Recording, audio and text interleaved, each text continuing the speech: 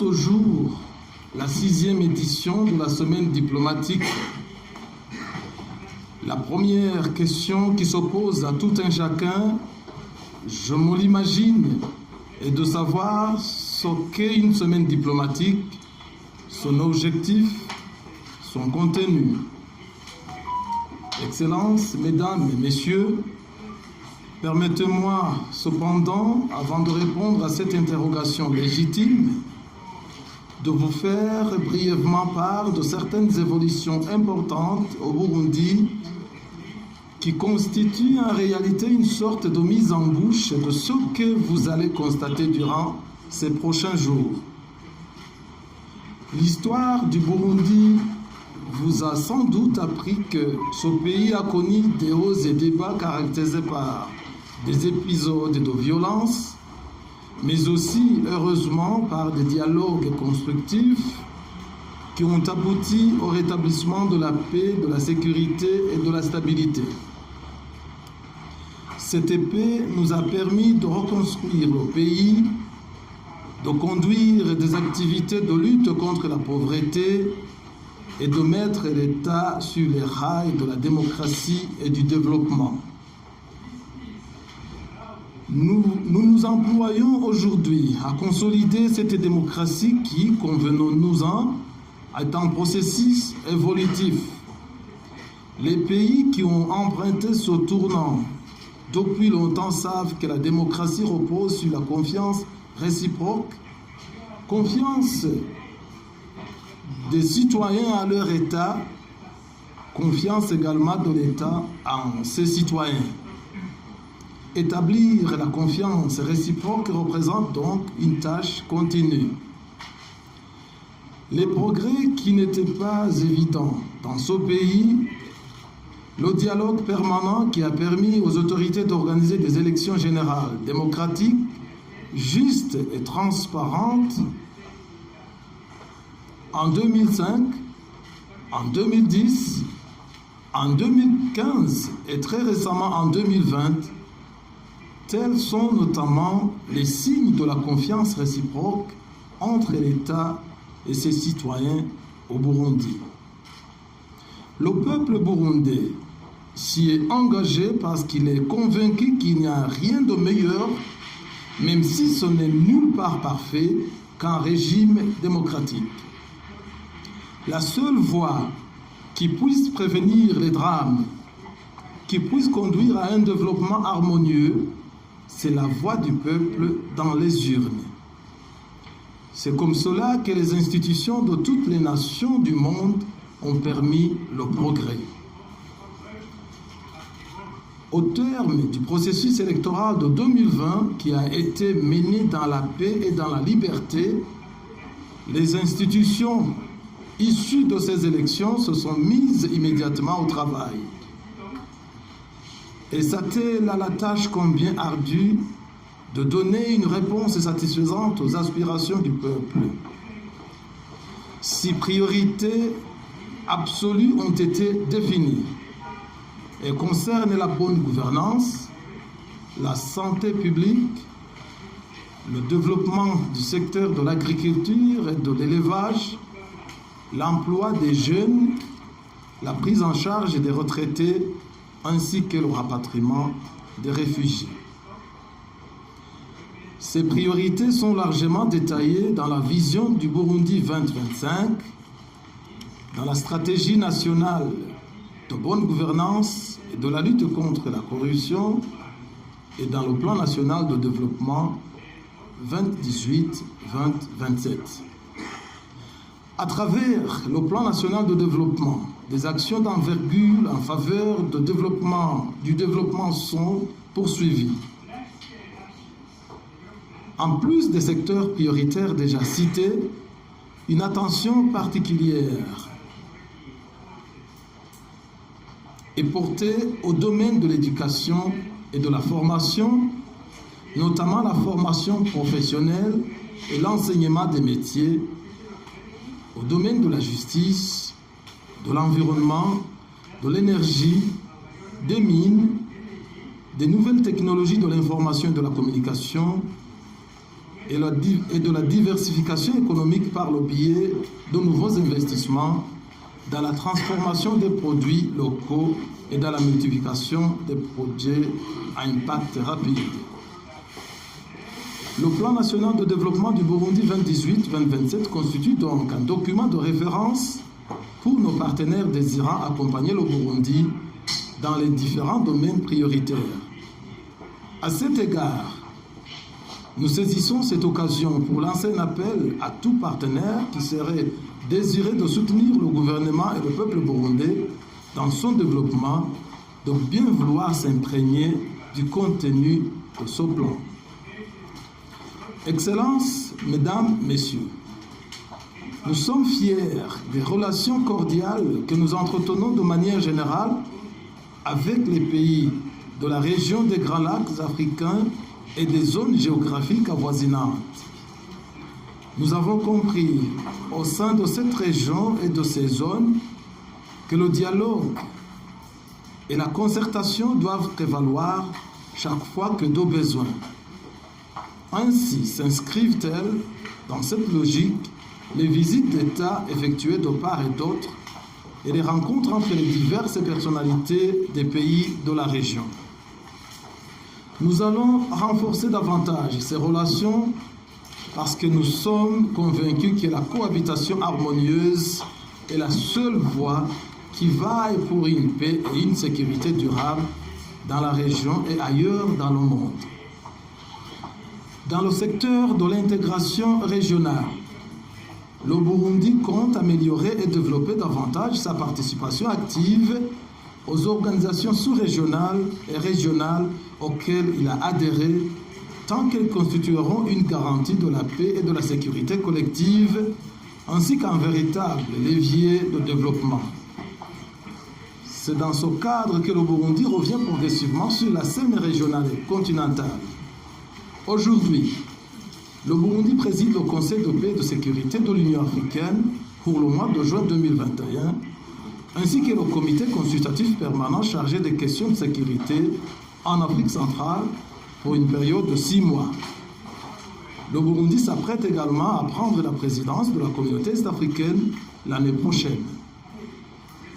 En matière de relations internationales, le nouveau gouvernement du Burundi œuvre ensemble avec tous les États et organisations pour le strict respect des valeurs universelles et pour la promotion d'un partenariat mutuellement avantageux, tenant dûment compte de la souveraineté, de la dignité et des choix de chaque peuple.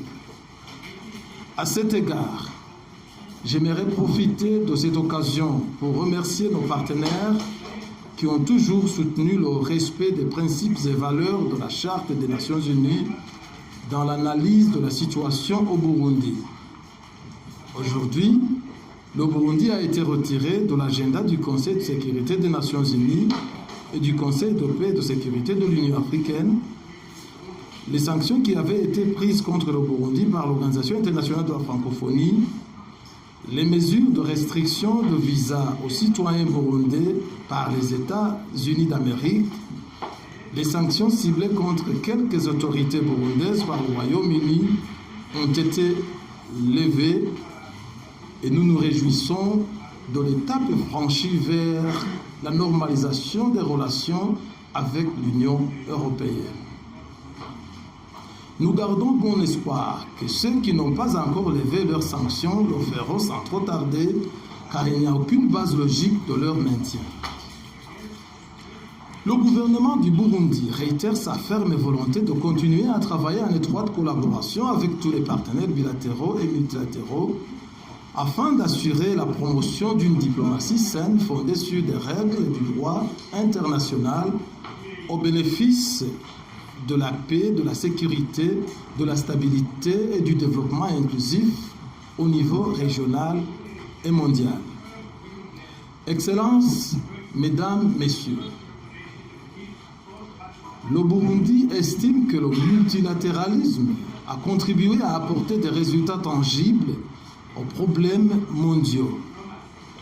Aujourd'hui, plus qu'hier, la communauté internationale doit promouvoir renforcer et exercer un recours permanent à cet esprit multilatéral en vue d'être en mesure de faire efficacement face aux nombreux défis actuels.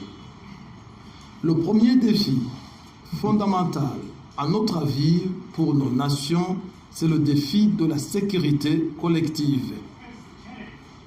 La lutte contre le terrorisme est devenue la principale préoccupation dans le monde. Beaucoup de pays en ont souffert directement ou indirectement, avec des coûts énormes en vies humaines et en moyens matériels et infrastructurels. La conjugaison de nos efforts dans la lutte contre le terrorisme a permis d'indéniables succès. Cependant, cette lutte est loin d'être achevée. Nous devons continuer à nous impliquer ensemble dans ce combat. Pour notre part, nous continuerons à apporter résolument notre appui à la lutte contre le terrorisme et les différentes formes de menaces à la sécurité mondiale à travers les missions internationales de maintien de la paix. L'autre grand défi actuel est la pandémie de la COVID-19.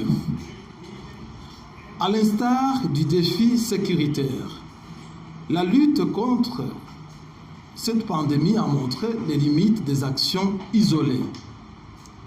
Il nous faut en conséquence conjuguer davantage nos efforts et surtout éviter de laisser certains pays derrière.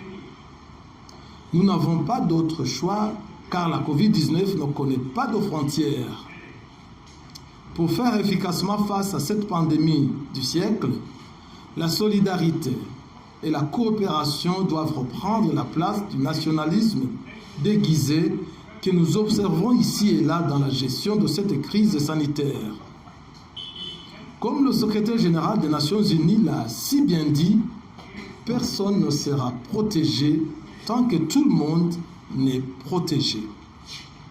Ces deux défis majeurs, de même que ceux que nous ne pouvons pas citer et détailler ici, pour économie de temps, comme le changement climatique, la migration internationale, la lutte contre les armes nucléaires et de destruction massive, les objectifs de développement durable, etc., relèvent de notre responsabilité collective. Il nous faut alors renforcer une action commune, durable et déterminée dans un esprit de solidarité et de coopération mutuellement avantageuse. Excellences, Mesdames et Messieurs, revenant à notre sommet diplomatique, je voudrais vous réitérer mes sincères remerciements pour votre disponibilité et pour votre décision de prendre part à cette activité consacrée à la découverte conjointe du Burundi. Cet événement part du souci de créer un cadre diplomatique d'échange démuni des protocoles et autres solennités. Nous voulons d'une part faire connaître le Burundi, sa beauté physique, son identité culturelle, ainsi que les efforts consentis par le gouvernement pour améliorer encore et toujours le bien-être et le niveau de vie de la population burundaise. La semaine offre d'autre part un moment particulier aux acteurs burundais de la diplomatie, aux membres du corps diplomatique et aux représentants des organisations internationales et régionales d'échanger dans une atmosphère décontractée sur des questions nationales, régionales et internationales d'intérêt commun et fraterniser davantage.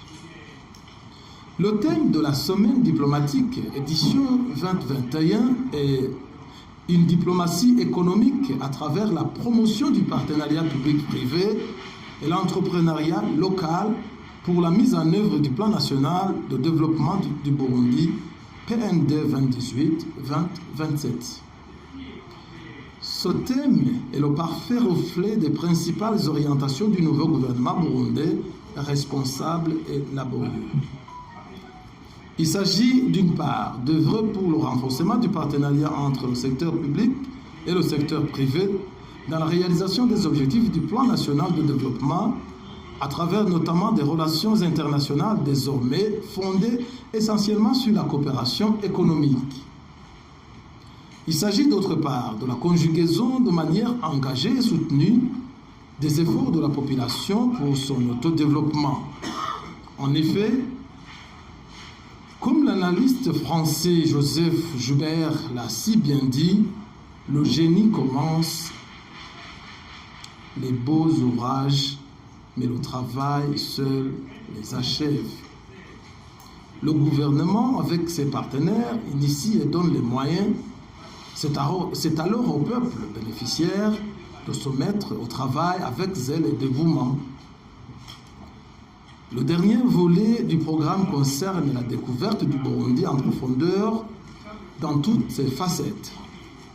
Pour les diplomates résidant dans ce pays, ce ne sera pas la première fois qu'ils visitent les lieux proposés. Mais ce n'est que trop rare d'y être ensemble et dans un contexte aussi détendu et libre. Et pour ceux qui ne résident pas au Burundi, je vous encourage à profiter de cette opportunité pour découvrir le meilleur de ce pays et de son peuple. Excellences, Mesdames, Messieurs, le programme déjà à votre disposition ne couvrira que 3 jours. À compter sur le bout des doigts, 3 jours sont peu. Cependant, apprêtez-vous bien car ils seront assez mouvementés à voir les lieux importants à visiter sur le plan économique et de développement, ainsi que sur le plan culturel, touristique et historique. Cette excursion au fin fond du Burundi sera révélatrice d'un autre côté des Burundais, travailleurs, toujours pleins d'espoir et d'optimisme, qui essayent de s'en sortir malgré les difficultés économiques que connaît la majorité d'entre eux. C'est cette résilience d'un peuple face à des situations d'adversité qui lui permet chaque fois de remonter la pente, de se relever et de rester debout. Avec l'accession au pouvoir de son Excellence, M. Évariste Ndayishimiye, le mot d'ordre est de faire du Burundi un État laborieux. C'est dans cette ligne que sont placés les différents sites à caractère économique ou porteurs de projets que nous visiterons, lesquels visent notamment l'auto-emploi chez les jeunes comme solution au chômage et le soutien aux entreprises productrices en vue d'arriver à l'autosuffisance. Tel est le défi majeur de notre pays et du monde à l'heure actuelle si la pandémie de la Covid-19 ne s'était pas immiscée pour s'ajouter à la liste pour devenir l'un des principaux défis du monde aujourd'hui. Excellences, Mesdames, Messieurs, avant de conclure ce mot d'ouverture, je voudrais encore une fois exprimer ma satisfaction pour votre présence et tout en vous encourageant à ne pas baisser la garde dans l'observation des mesures barrières contre la Covid-19 durant l'excursion, laissez-moi vous souhaiter avec moi-même inclus une bonne route dès demain, une merveilleuse découverte.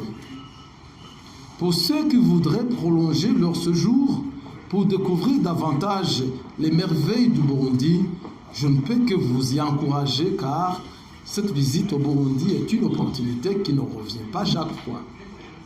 C'est sur ces mots que je déclare ouverte la semaine dédiée à la diplomatie au Burundi, édition 2021.